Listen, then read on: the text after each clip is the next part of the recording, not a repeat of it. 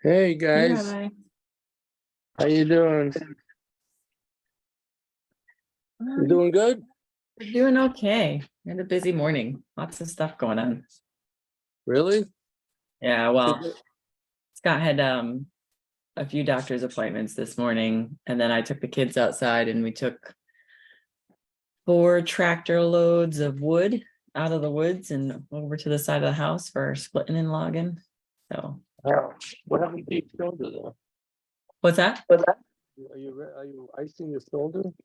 Yeah, it gets a little sore after moving all that stuff. And it's from a lot of holding the kids during the trip.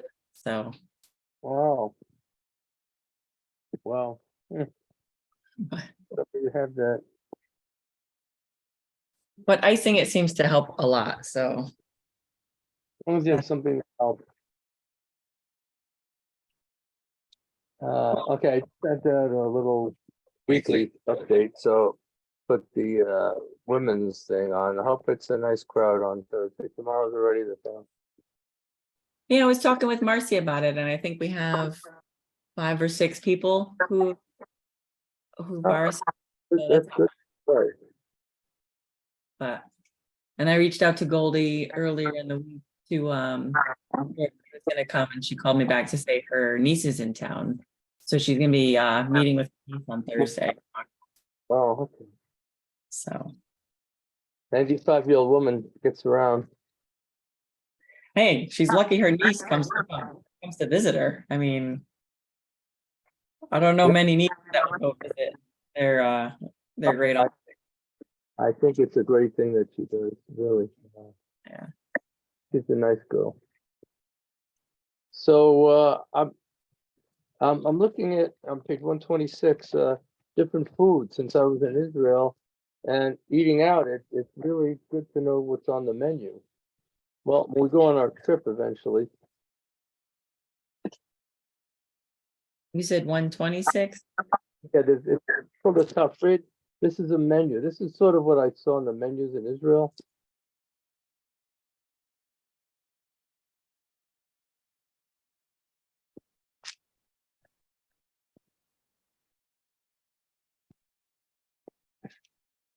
Okay. So it starts with salatim, with salads. Salad is an easy to remember because salat is salad. Salat Yurakot is a vegetable salad. Yurakot is a vegetable, so salat Yurakot is a vegetable salad. Oh, can I answer this phone call real quick? Sorry, Yeah. it's about my car. Oh, Hang yeah. on.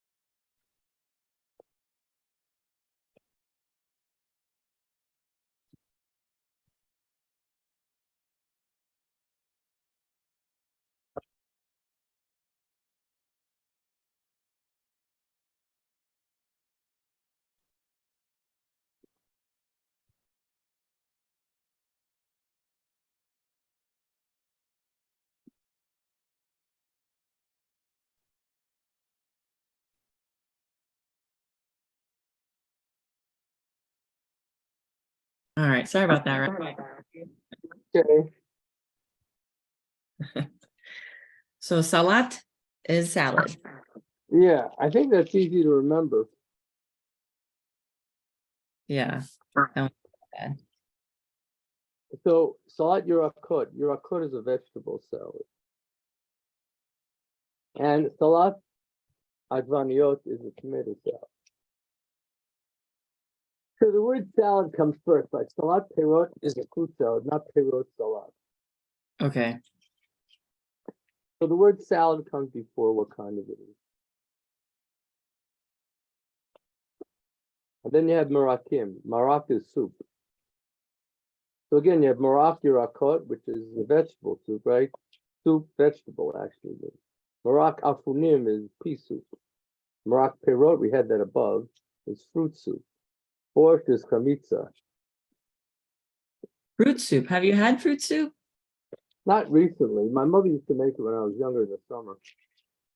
What is it? What is it made of, if I could ask?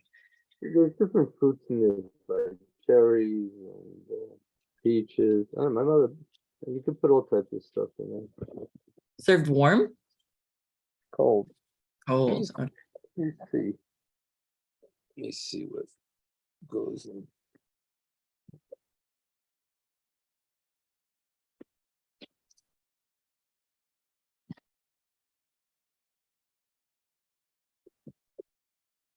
Um,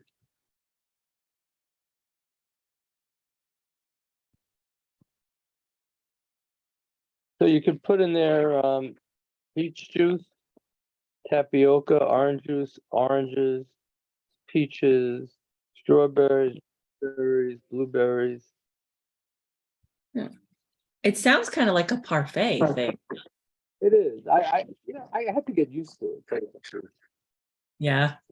Is it served as a dessert? We used to have this in appetizer on the Sabbath in the summer. Really? Yeah, well, that's just what my mother did. You could turn it into a dessert thing too. I don't know if we had it here at the synagogue, how many people would eat it, but Yeah. It does seem like there's a lot of people that who have different uh dietary favorites. right. Well, Marak Afunim is pea soup. Perot again, and borscht is chamitza. I don't think many people like borscht here. Yeah. It's basically beet soup. Oh, really? Hmm. Yep. Entree. Dog is fish. Dagim, fish. Liver is kaveh, which means heavy. I don't know about you, but I feel heavy after liver. I haven't had liver in a really, really, really long time. I remember just as a kid and fighting my parents on it. Liver and onions. I think for the iron, actually. Yeah. Then we have dag maluach. I saw it in Israel all the time. Dag maluach. I don't want herring. I don't eat it. Says so dog is fish. So then does it mean something different? Maluach is like a salted fish. Herring. Maluach is from the root mela, salt. I guess herring's a salted fish. I guess so. This is every morning and every breakfast in the hotels. Everyone has mixed tapuzim, orange juice. Tapuz is orange. And we had it fresh every day in the hotel on the beach. Eggplant, chatzilim. Not everyone likes chatzilim. Meatballs. This is a good day. Kuftaot, meatballs. And pancake, livivot. You like livivot or kutafot? You don't like kutafot, obviously. So which one's which? Say that again. Sorry. Kutafot is a meatball. I think you prefer livivot, right? Livivot. pancakes, but other than kuftaot, you don't eat meat, right? You don't eat meatball. Right. So kuftaot is a no-no.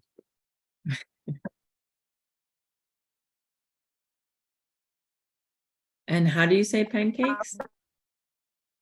Oh, yeah, Livy. something heart.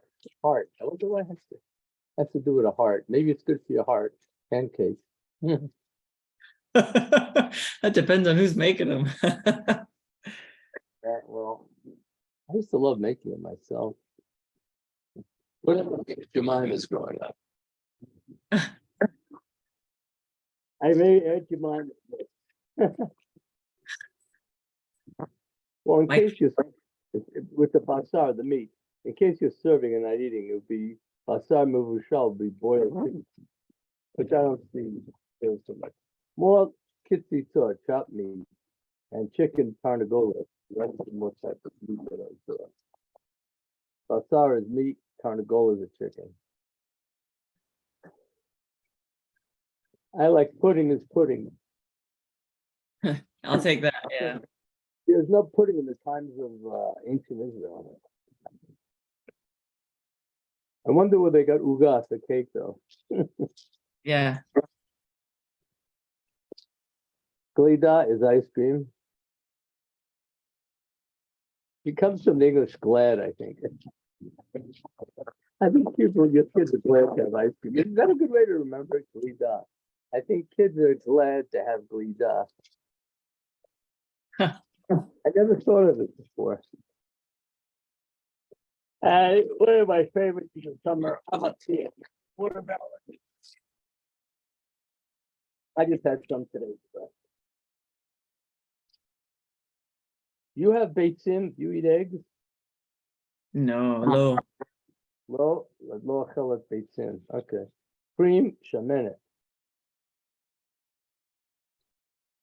Halab, milk. Gvina, cheese. Lebanon is yogurt. Coffee, lechem, v'chama, bread and butter. Is there a way you can remember lechem? Hamotzi lechem min haaretz. We give thanks to you for bread.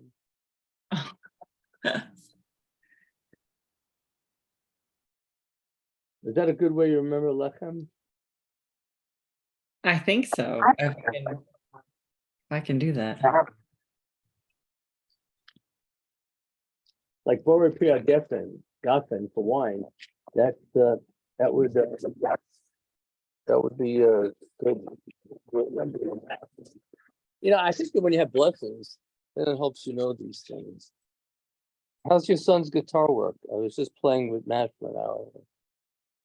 Yeah. He's actually asked to play it a few times since we came home. And which is funny because we thought he would ask to play it a lot more while we were on vacation. But I think he's excited about all the other things that he doesn't say regularly at home. He was more interested to go and do other things than to sit and play his guitar or talk to other people. But now that we've gotten home, he's asked like 3 or 4 different times that he could sit down and strum and start trying to play stuff. And from the one, he's only had the one lesson, right, with that gentleman, Charles. And now he's willing to sit there and actually try and move his fingers around on the different strings and in the different frets. Oh, good.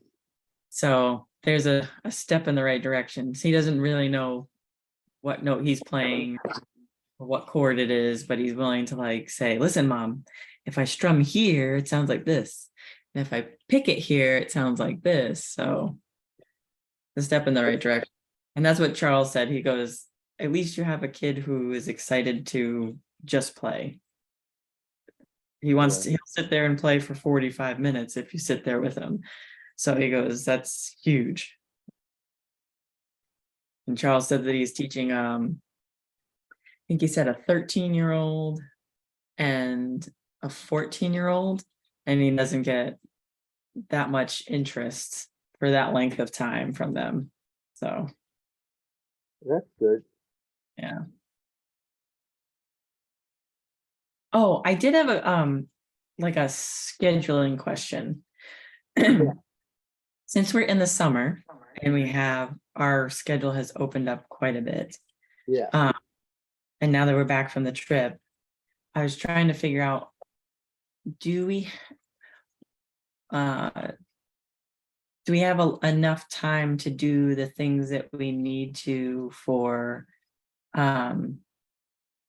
getting to closer to the end of the point of the conversion? And only trying to figure out We have as far as- There's more time in the summer. Yeah. so, because I know that I'll be starting up classes again in late August, and that's when my time will. You're starting? Okay. Yeah, I have 2 more semesters. I just met with my advisor earlier today to discuss the fall and then the spring and how to get to the graduation point for the degree. So I just figured I'd talk with you a bit about if you feel there's ample time to finish those things up before starting classes again, or if it will continue. We could try. Yeah, so just trying to plan accordingly to make sure I can carve out the time for additional classes and learning and stuff if I need to. Who watches the kids during the day? What's that? Who watches the kids now? Well, right now they're sleeping, but usually during the day it's just me. So Scott has a couple of part-time working things that he's doing, so that's where I have to talk with him if there's more time that I need to carve out where he might have to watch. Okay. I didn't realize she's got some part-time things. Okay. Yeah, well, and one only just came on as of very recently, so that's where I need to make sure I talk to him about it if I need to reel him back as far as time on the part-time job. So Okay. Yeah, next week, Wednesday, I'll be off. I'm playing in the East Line guitar jam band. We have a concert on Make America Music. Next Wednesday. yep. Taking the day off for that one from work. For you. Just so you know. Yeah, Wednesday's a busy day. So. Okay, so any questions on the food? Are there any foods we didn't cover? So I just wanted to double check. Basin is that cream? Cream? No, chaminette is cream. You know what? Because shaman means fat, so cream is like fatty. Oh, and then was it eggs that was basin? Basin, yeah. Okay, that was eggs. Okay, that's what I wanted to double check. All right, good. You can pick foods that you like. What's the food that you eat that's not on here? Well, so the fact that we went over pancakes was huge because the kids eat pancakes multiple times during the week. So there's one that I can use often. So if you make waffles for the kids, waffles is waffle. Yeah. I think that's easy to remember. There was no waffles in the times of the shtetl. Yeah.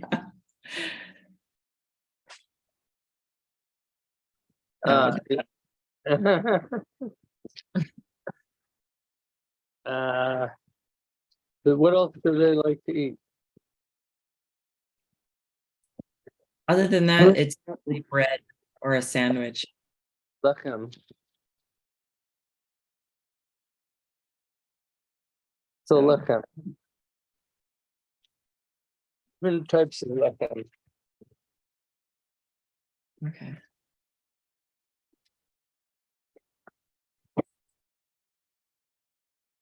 And the other stuff is like goldfish. So they have those as a snack sometimes, but assuming those are going to be goldfish, just like waffle is waffle. One of my favorite things that I make is beitzim alumot. Would you have any clue what beitzim alumot are? Something with eggs. Poached Poached eggs? alumot. poached egg. Really? Is poached. Alamot. Can you get those over there in Israel? Yeah. Yeah. You know what? They made fresh omelets by me. Omelet. Omelet is omelet. Coffee is coffee. Tea is tea.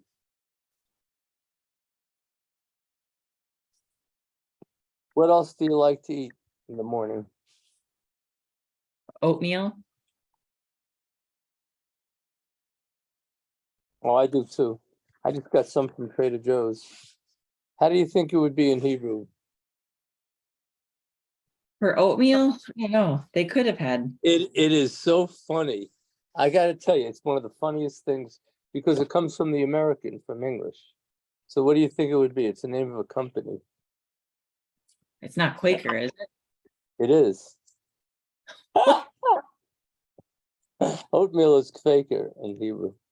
Really? Yeah, I'm not joking with you. Wow. I'm not joking. Yeah, I guess the Quaker had a monopoly on oatmeal, right? Right? It's true.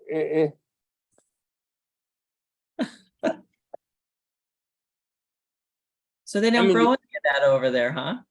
I mean, you could. I mean, you can use that, or you can use a harder word, which is desat shibolet shual, which is oats and meal. Oh wow, yeah. No. We'll go with Quaker then. No, just go with Quaker; they'll know what you mean. But I mean, I think that the desat shibolet shual is a lot harder. Yeah.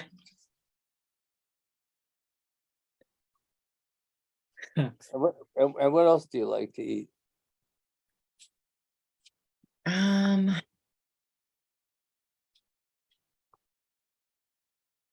What's not on the list here? lots of rice. Do you remember the Rice. name? You remember the word for rice? Orez. And beans.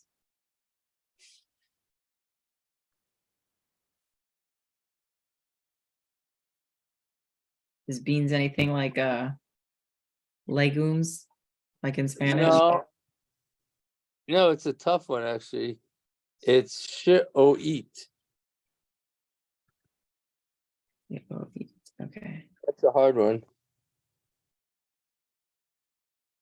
And does that refer to beans in general, or do you have to Yeah, like? that's just the general. Then you can go to specific beans. Yeah. Yeah. Okay. Yeah. So she'oit is just beans in general. Then you can have the different type of beans. Yeah. Yeah. Any other things you like to eat that we don't have here? I mean, potatoes.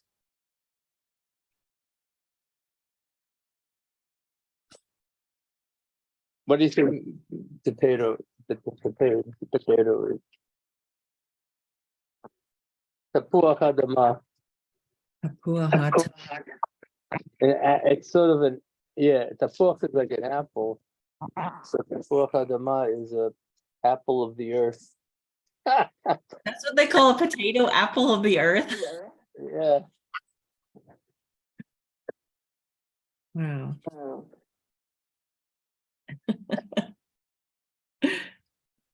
Isn't it crazy when they can put it, they call it tapua kadama and tapua? So if you want an apple from the earth, it's the tapua kadama.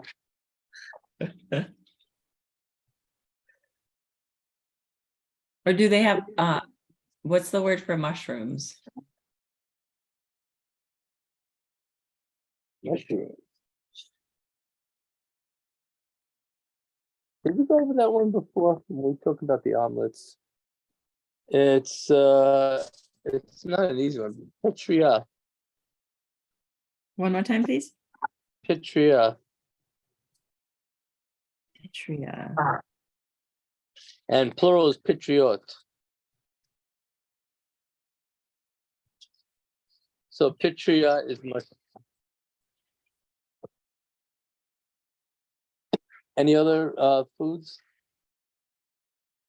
I think that's it. That's most of what we have usually. Or, oh, you know what? Onions. Onion is an interesting word. It's easy because don't forget this goes back to the Bible. It's called a batel.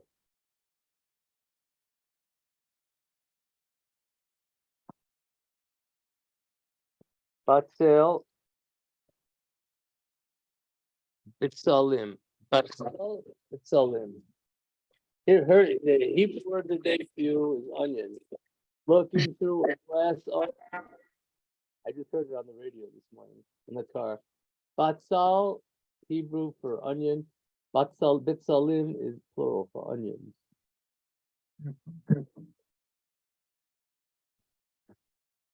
I like onions myself. I had it for lunch on my sandwich.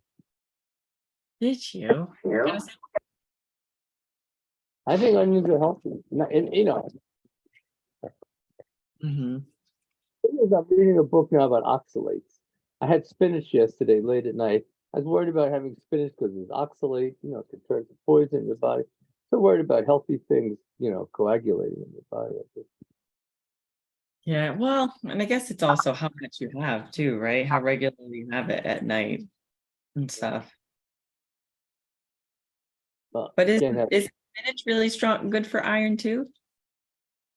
it is, but it's high oxalate. Here, let me check. Oxalate. Keep talking about spinach. I had it yesterday. Artichoke.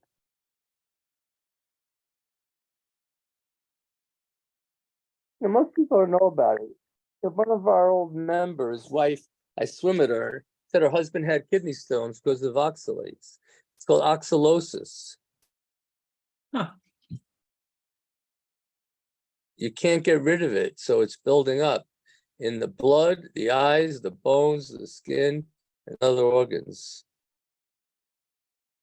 It happens when you have cloudy urine and recurring kidney stones.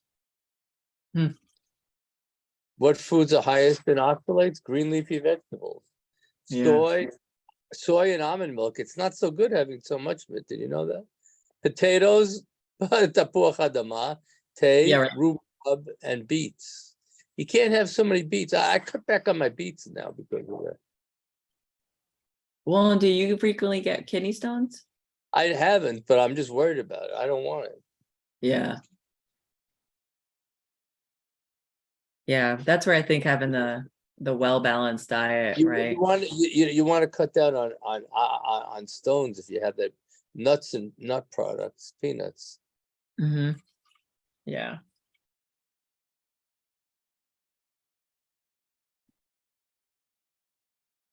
Oh well, you know what? Too much of good stuff can kill you. Who would think that too much spinach can do?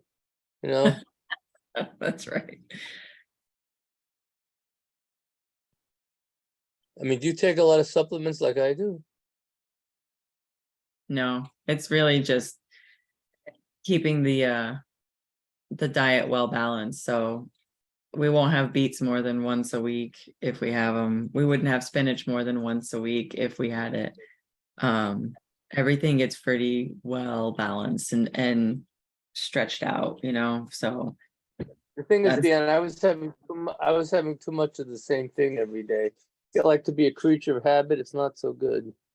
yeah, well, and that's one of the things that we learned in the cookbooks that we got when we went over to vegan, is you can't have the same thing every single day, as especially when you're vegan, but then you really shouldn't, even if you weren't vegan, even if you're a vegetarian or if you're, pescatarian or whatever it is, you really should switch it up so that way your body's getting all of the different nutrients. So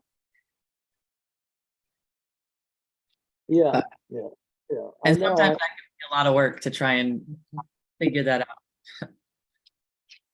I know it's a good thing, but I have a hard time. I have a hard time because I just like to. I never knew that almond milk was so bad for you. You can get kidney stones from it. Yeah, well, and you have to look at them too. Some of the almond milks and the oat milks and stuff that they have out there are loaded in sugar. So Well, they crush the nut. That's the problem with it. That releases the oxalates. mhm, yeah. Well, what am I going to tell you? It's not easy.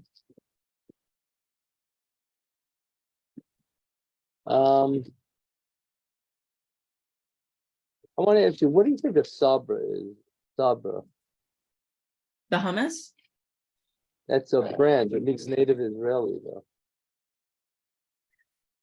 I've had their hummus before. It's something that we've bought when we've needed to buy it, but usually we prefer to make it ourselves, know how fresh all the ingredients are that are going into it.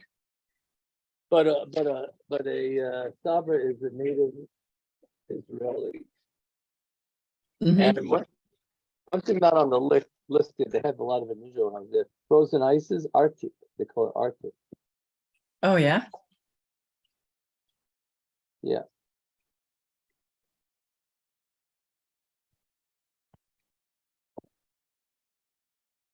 Let me see what the word is for.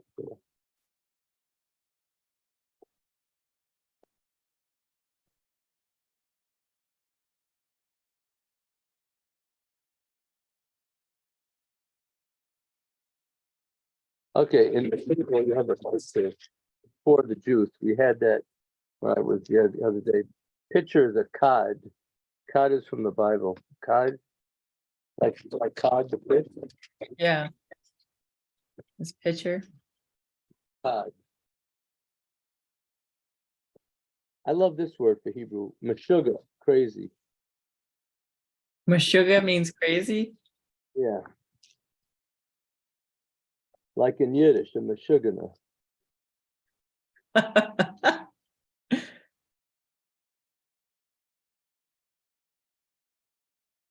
That's funny. Meshuggah, at meshuggah, at meshuggah. It makes me think too much sugar makes my kids crazy. How come they're sleeping so well over there? They just, You mean for nap time? yeah. Because today, right after breakfast, I got them ready to go outside, and we really spent all morning riding on the tractor out into the woods, and then I had them help me pick up logs and put them into the back of the tractor, and so they were busy all morning. Oh, that's why they're knocked out.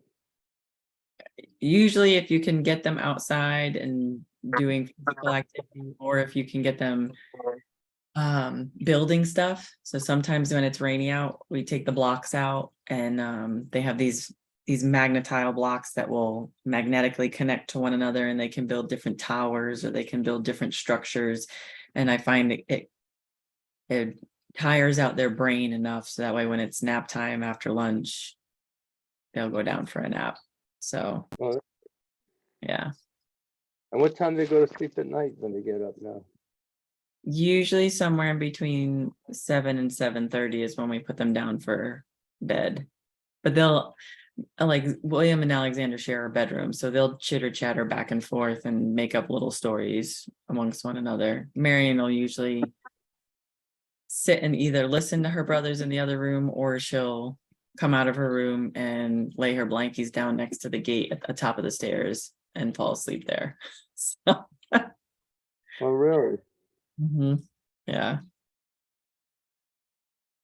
Well, she's got a private suite.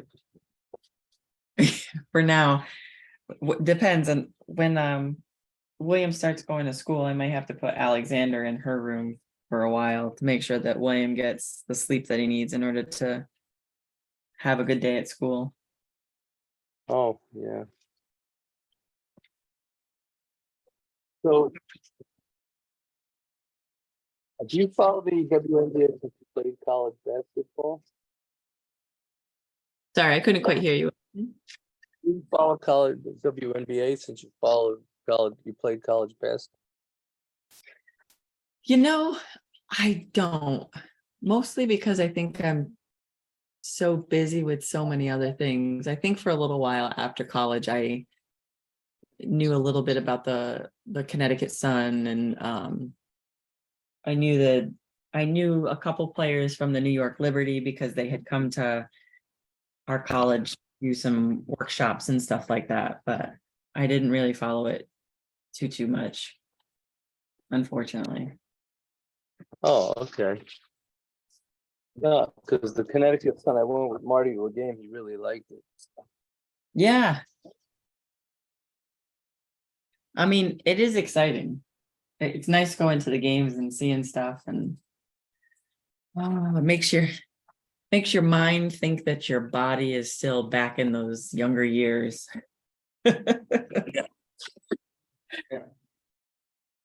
So, So I feel like you guys were gone so long. you feel like what? You guys were gone so long. Sorry, I couldn't hear you. But it seems like you guys had a long vacation. It was, but I mean, a lot of it was so we could help out Scott's dad, and that's why we tried to build out the 3 days on the trip down and 3 days on the trip back each, so that way we'd have sort of like our own family time on the trip. Because most of the time when we're down there with his dad, it's, we're working on things for the house or things for the pool or things for the tractor.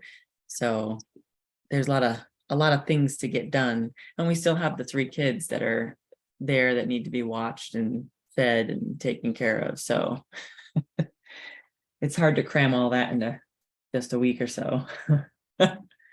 Yeah, I understand, but are they okay being away for so long from the environment? William wasn't. I think it was about 9 days in, he was asking us if we were going to go back home. We reminded him, yep, we're going to go back home. We're just here to help out granddad and grandma for a little bit. And he was like, but am I going to get to go back to my bed? And am I going to go back, am I going to get to go back to my yard? And was, yeah, we're going to go back there, just not yet. And we reminded him that my mom was at the house watching the dogs, so everything was okay.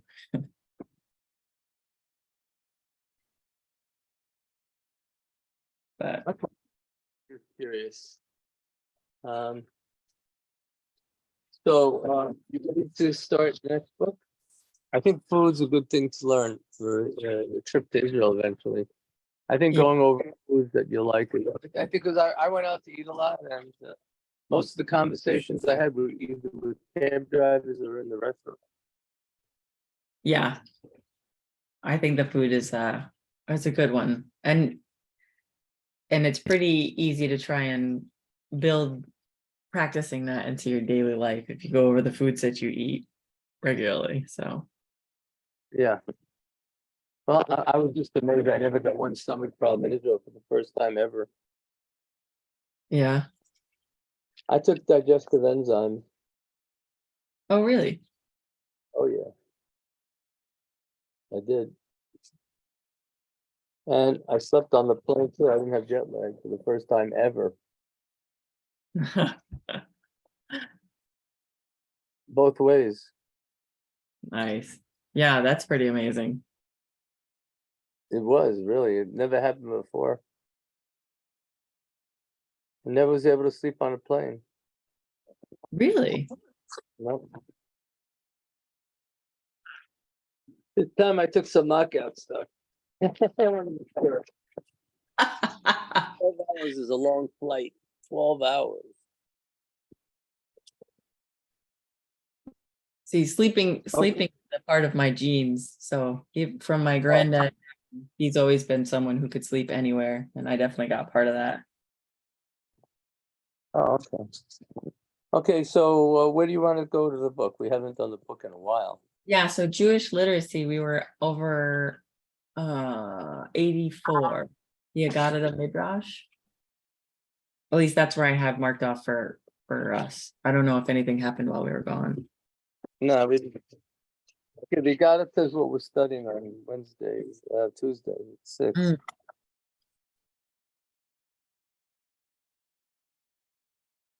So Agatha's ethical and folklorish speculations. Well, it's a little bit more interesting than the Talmud, but that's what it is. It's the section of the Talmud that deals with this. So,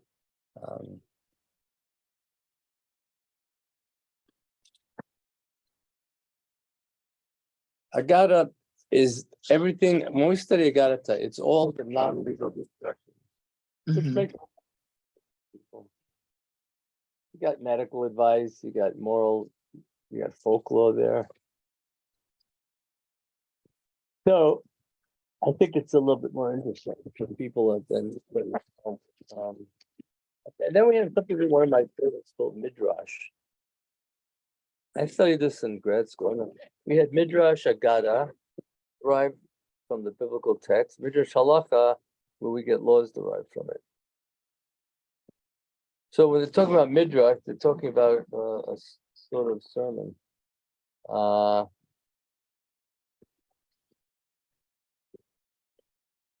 So they believe that there's no extra words in the Torah. So when they say Noah was a righteous man, what seems superfluous is saying in his generation. The rabbis ask, so if there's no word that shouldn't be there, then why does it have to say in his generation? So we have here more than one answer. Yochanan said, in this generation, Noah was righteous and blameless, but not another generation. Another rabbi said, if even his generation, how much more so in other generations? The Midrash demonstrates that a reader understands the text in light of their own experiences. So the second opinion is, even in his generation, Noah was righteous. How much more so would he have been had he lived in others?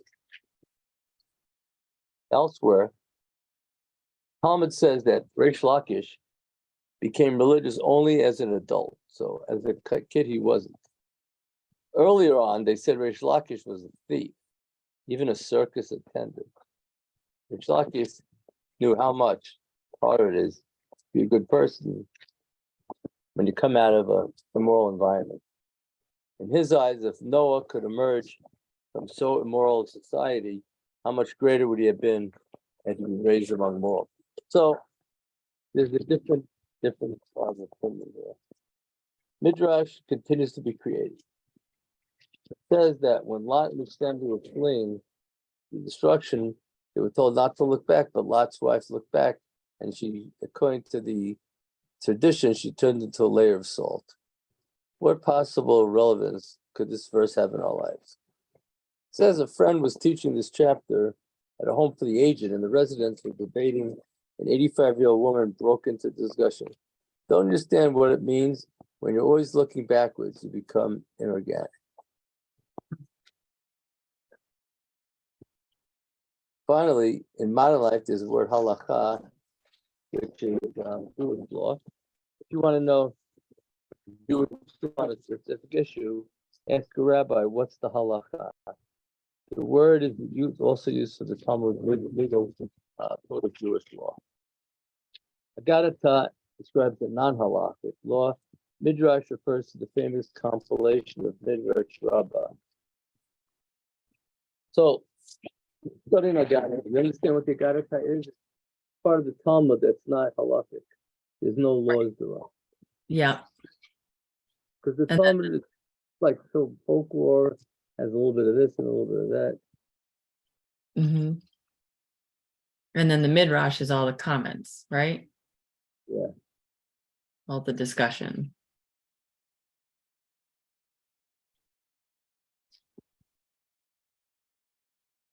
So that's that section over there. Any questions on that section? Did you have a chance to review that section?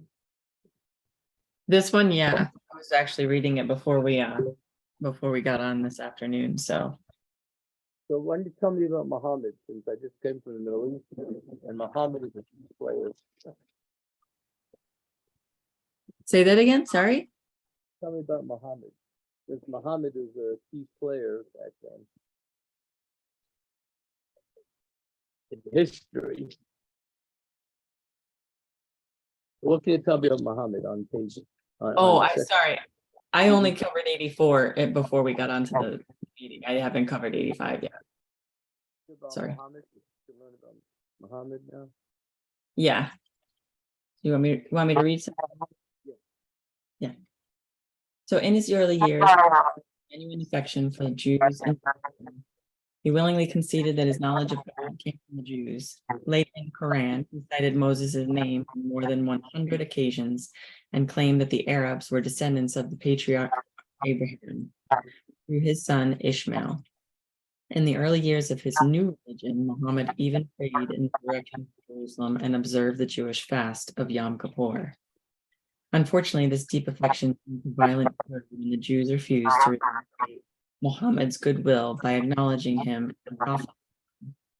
So he got upset because he wasn't allowed to be a prophet.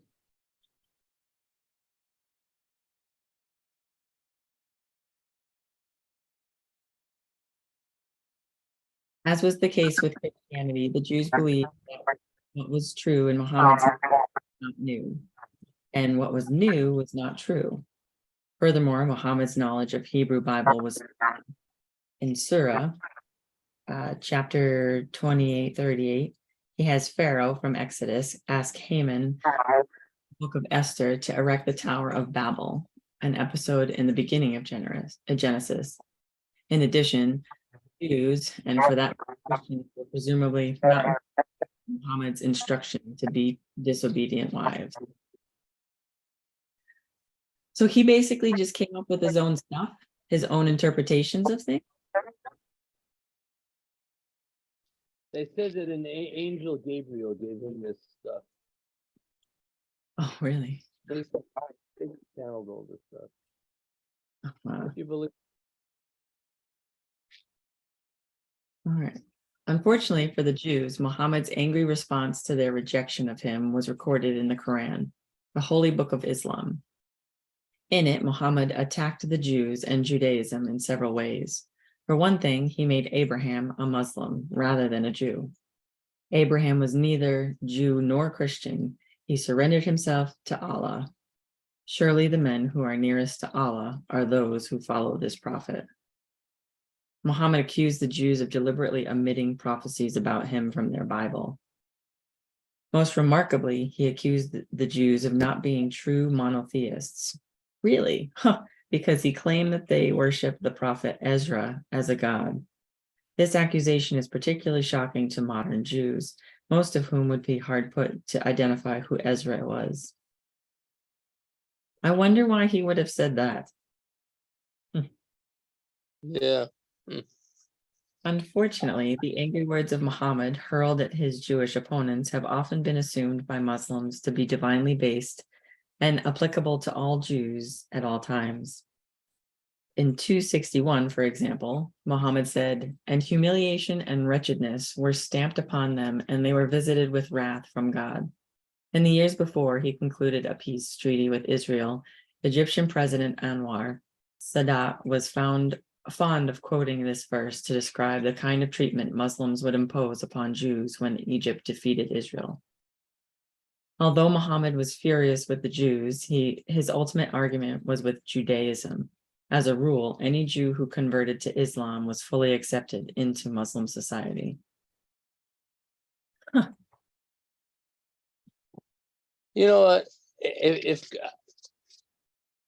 God created such nemesis. I mean, God created our forefathers, and then He gave twins that were problematic, right? He didn't have to have, Esau, where Muhammad stemmed from. Just.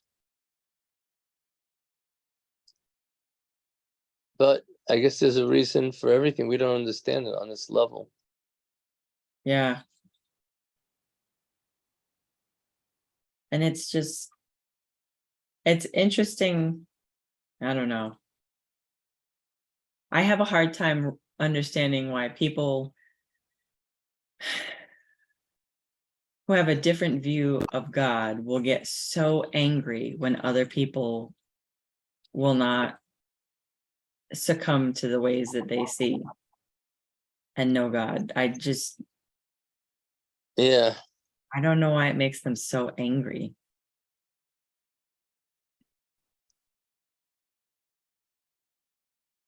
But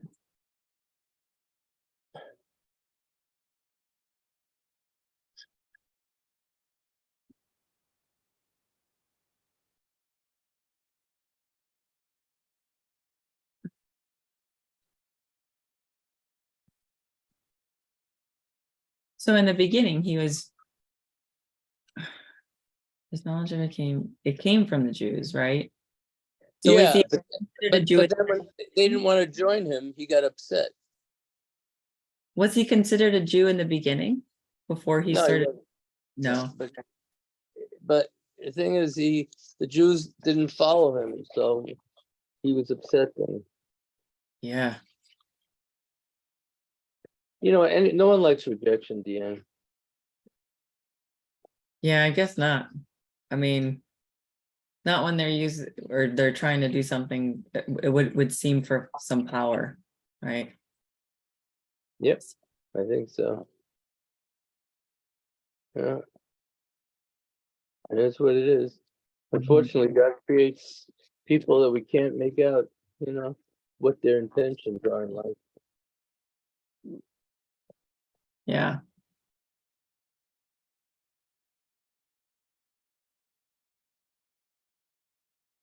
The guide on the trip to Jordan was asking me, Rabbi, do you read the Quran? I said, I read it once. I don't keep going back to it. Yeah. She said, all rabbis should know the Quran by reading the Quran regularly. Well, I got my own holy texts. No, right? I don't know why he would think you'd have to read it regularly.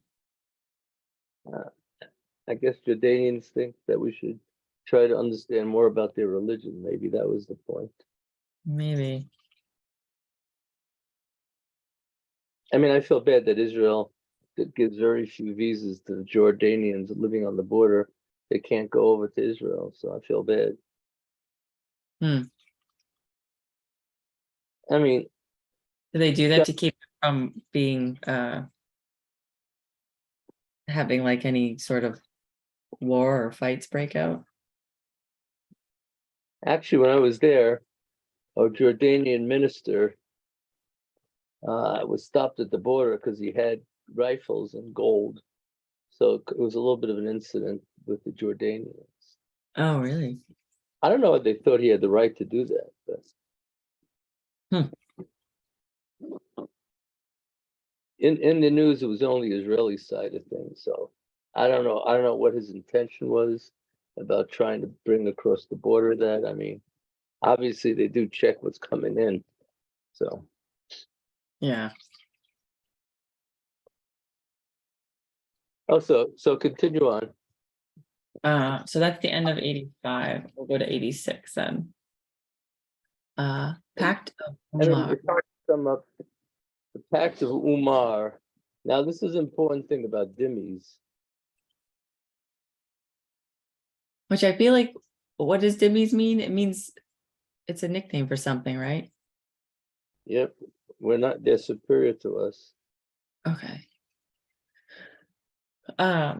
There's a popular myth in the West that Jews lived as equal citizens in the Muslim world until the rise of Zionism provoked anti-Jewish feelings among the Arabs. In truth, throughout almost all of their more than 1,000-year sojourn in the orbit of Islam, Jews and Christians too lived as second-class and often humiliated citizens. Their status was still superior to that accorded non-monotheists. In areas conquered by Muslim troops, such people were offered the choice of conversion to Islam or death. Jews and Christians, or dhimmis, as they are referred to in Islam, were permitted to practice their religion. Their lives were regulated by the Pact of Umar, a document assumed to date from around 720. It mandated that dhimmis acknowledge their subservience to Muslims in many ways, as was the case with Blacks in the days of the segregationist Jim Crow laws in the South. Jews and Christians were obligated to rise from their seats when Muslims wished to sit. Both Jews and Christians were prohibited from converting anyone to their religions and were forbidden from trying to prevent any of their adherents from converting to Islam. Interesting. Yeah. Dhimmis even had to vow not to raise their voices when following their dead at funerals. A particularly cruel restriction forbade them to ride on horses or mules. This was considered incompatible with their low status. Really? Oh my goodness. Unbelievable, huh? right? Well, I guess it's the same as making the African Americans sit in the back, right? Yeah. They were permitted to ride only donkeys and were forbidden to use saddles. Unfortunately, the Pact of Umar marked only the beginning of anti-dhimmi legislation. During the next centuries, in the diverse Muslim societies, Jews and Christians were periodically subjected to humiliating laws. They were sometimes ordered to wear ridiculous outfits, both to make them immediately identifiable and to look silly. In 807, for example, the Abbasid Caliph Harun al-Rashid of Baghdad legislated that Jews were required to wear a tall conical cap and a yellow belt. This decree is probably the original model for the yellow badge imposed on Jews in medieval Europe. Which And wasn't, which what? that wasn't a good part of our history for sure. No, yeah. In 11th century Baghdad, Jewish women had to wear one black and one red shoe and and to have a small brass bell attached to their neck or shoe. Goodness Can you gracious. imagine? Bell? Wow. And one black and one red. I mean, that you had to find those kind of shoes. Fortunately, there were golden ages when such regulations were not enforced and Jews could reach high positions. In the Middle Ages and in the Middle Ages in the Arab world were generally more secure than Jews in Europe. Nonetheless, in 11th century Egypt, the Fatimid Caliph Hakim ordered Christians to wear a cross with arms 2 feet long, gosh, while Jews had to wear 5-pound balls around their necks in commemoration of the calf's head their ancestors had once worshipped. Huh. Can you imagine? Until their departure from Yemen in 1948, all Jews, men and women alike, were compelled to dress like beggars in accordance with their lowly status as dhimmis. So it's funny that people wouldn't just get up and leave, Yeah. because you can worship wherever you are and not have to wear a 5-pound ball around your neck. Ugh.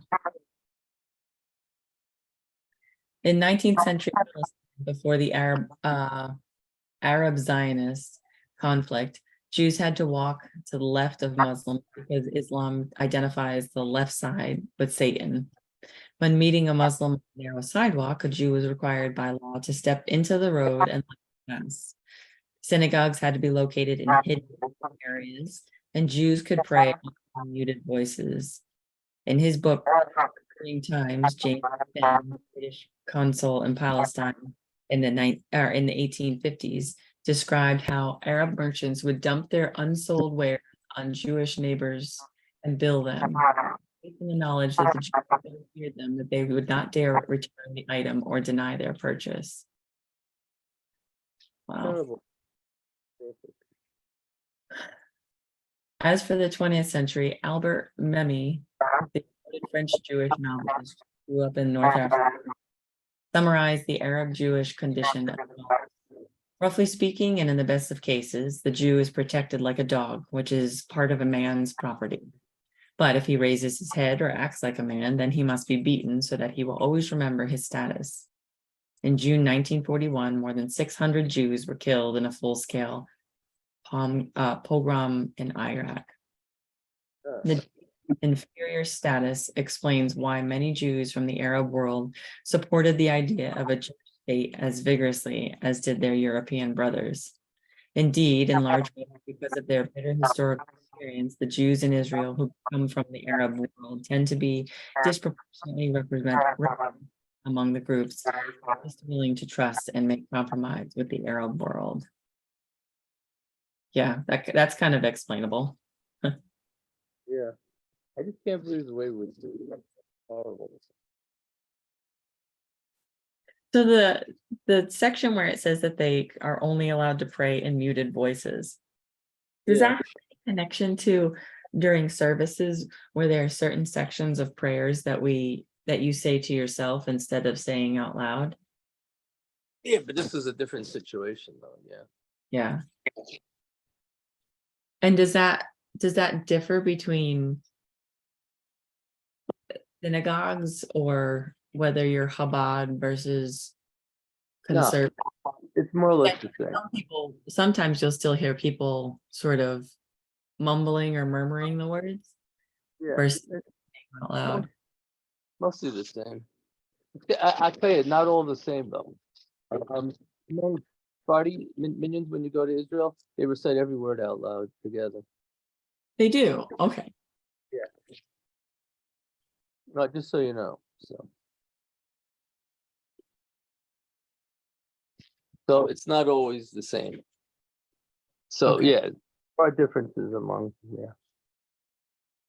Yeah, I mean, I was surprised the first time. I said, boy, this minion's taking a long time to end.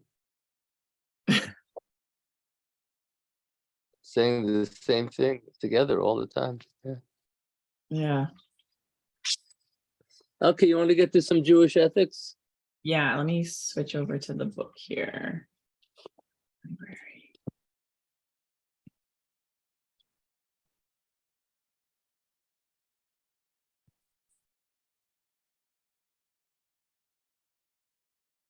All right. Where should we begin here? It's been a while. Yeah. I'm trying to see where the book has us left off.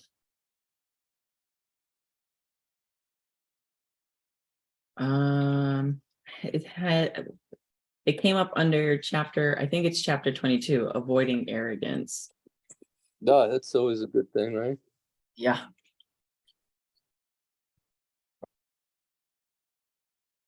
I feel like that's part of some of the services that you've mentioned, right?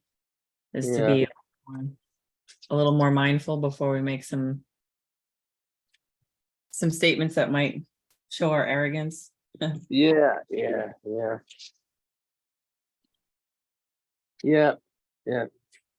So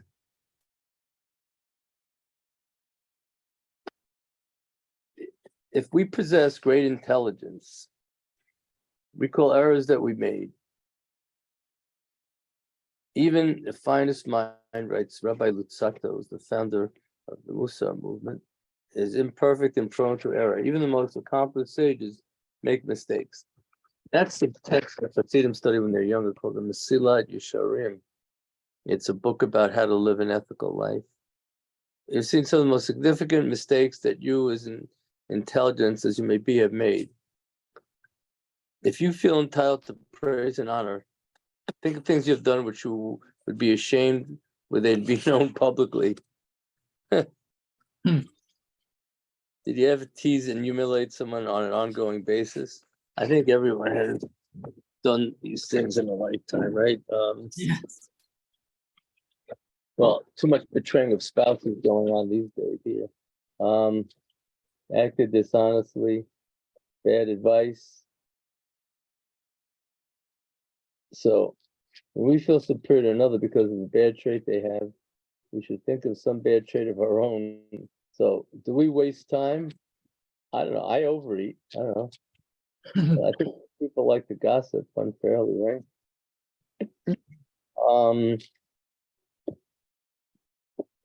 Give less charity. I think a lot of people in that category. Reflect on how much our wisdom depends upon that of the others. Someone else has our abilities, they might be as wise, but feeling superior to others because of their innate ability makes no sense. Remember, good luck and beauty are ephemeral. I see, I see so many people that age and they're not aging too well. You see that a lot of movie stars and things like that. Yeah.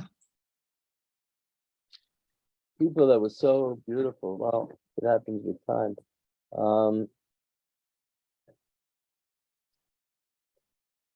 The deterioration of our looks begins many years before demise.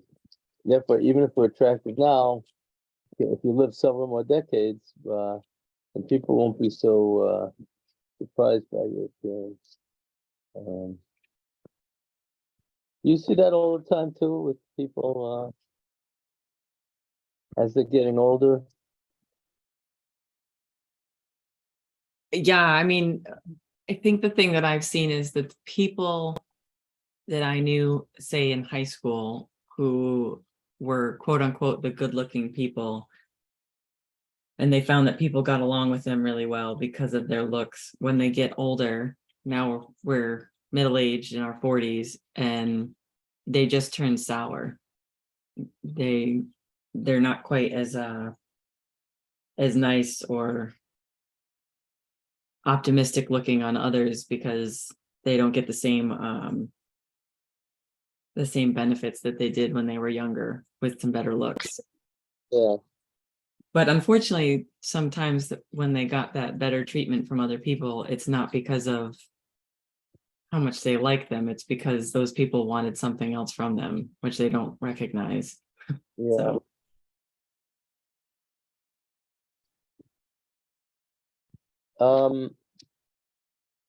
I think this is an important chapter. The Bible is reminding us that our pride in our parents can become a person's undoing. Look at David's son Absalom. There was no one who could be praised for beauty such as Absalom. He is like David. He had a glorious head of hair. He would weigh his thick mane on rare occasions that he cut it. Later, what happened? He led unsuccessful revolt against David. He fled on his mule, and his hair, of all things, got caught in the foliage of a tree. The mule continued, leaving Absalom dangling from the tree. Can you imagine? So David's general found him and killed him. He was hanged by his hair. Listen, yeah. can you imagine that? He was so worried about his hair, and that was the undoing. Yeah. Imagine David's troops having to kill him, the son of David, trying to be jealous of him and try to go after him. Yeah. And it makes me wonder if David was able to give that command or if his general just kind of did it in order to keep David safe. Because I can imagine that you have to try and order someone to kill your child. Hmm. Now, did this happen to you in high school? I grew up with cheerleaders in high school. They're pretty, they become focused on their appearance, they don't bother to develop academically. That didn't necessarily happen with the cheerleaders that we had in private school. I mean, there are some cheerleaders that it happened to, but there were definitely certain people who didn't focus in on the academic skills and were more concerned about the social skills. And they, like I said, they did all right for a while, and now that they've aged out of their top beauty, they're much sour people. So Well, I liked having cheerleaders in my game. My sister was actually one for me. All of us come from a drop of semen and are destined to escape the dust. That I don't like thinking about. Worms and maggots. Therefore, what role there is feeling arrogant about our wealth. What happens at the end? Ethics of our Father, we're poor like worms. Isn't that a hard thing to digest? yeah, not something I really like thinking about all that much. Yeah.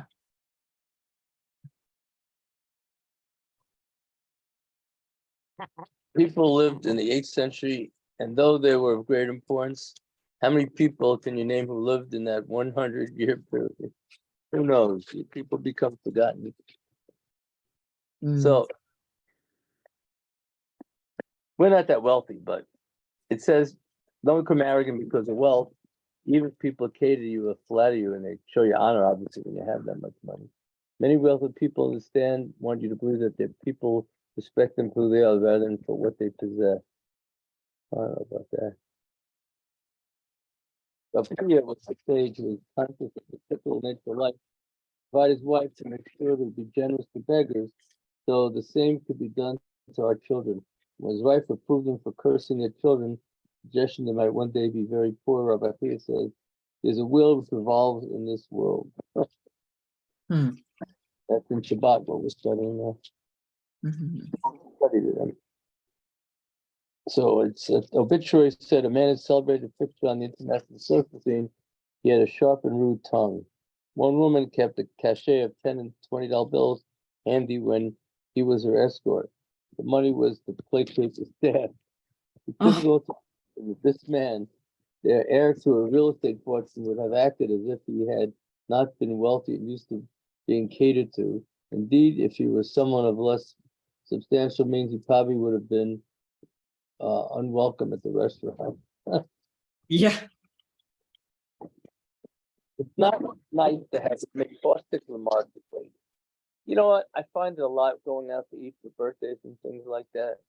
You know what? When things aren't bad, they take it out on the waiter, waitress. You Yeah. find that too? That's Someone who likes something will give it to not, the waiter, the waitress for the service, everything else. I've seen family members who have done that when they've been frustrated with another family member and we've been out to eat and they'll take it out on the waiters instead of having a spat with their spouse or family member in public. It's awful. Well, it says here that no matter how accomplished we are, we realize the extent to which we depend on others of low status for survival. People who you may not normally appreciate and may even look down upon.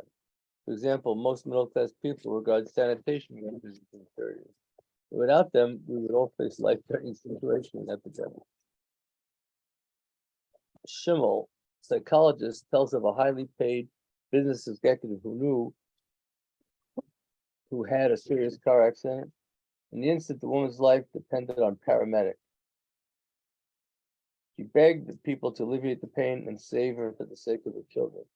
Two men were less educated, poorer, had less power in society than she, but they saved lives. They alleviated pain and suffering.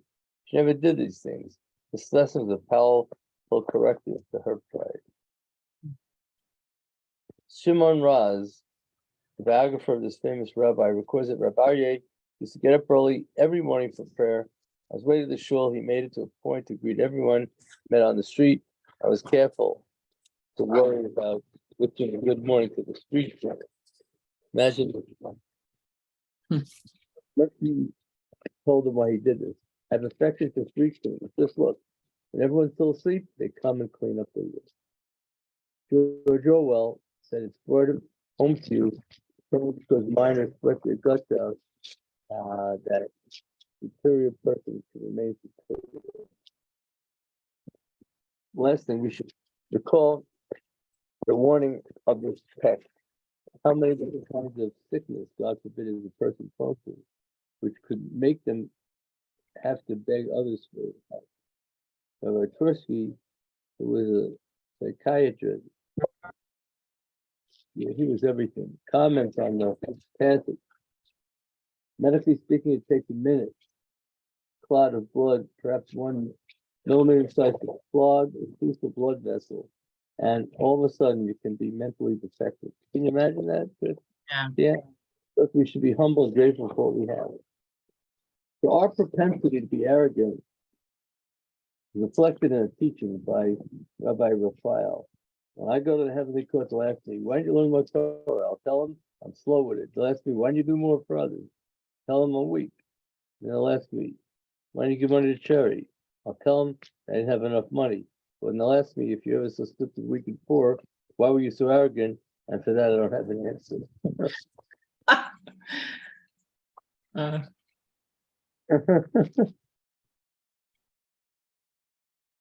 There's a good one. Okay, so we'll leave it here for now. I think next time we'll go over to self-esteem. Yep. Okay. Is that a good thing to do? Yeah. So I want, can we find another time? I can't do it next Wednesday because I'll be away. Yeah, let me pull up the calendar real quick here.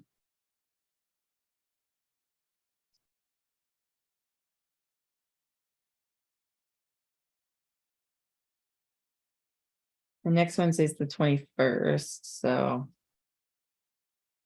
I don't see anything on Thursday. I'm not sure what your Thursdays look like. Or Friday. I don't know if you want to do it on Friday like we used to. Oh, we could, possibly, yeah. Okay, let me check and get back to you. I think probably Thursday afternoon or Friday. Yep. I think either one of those should work for us. I'll double check with Scott too. Okay, check with him and then let me know. Sure. Okay, have a great night then. All right. Thanks, Rabbi.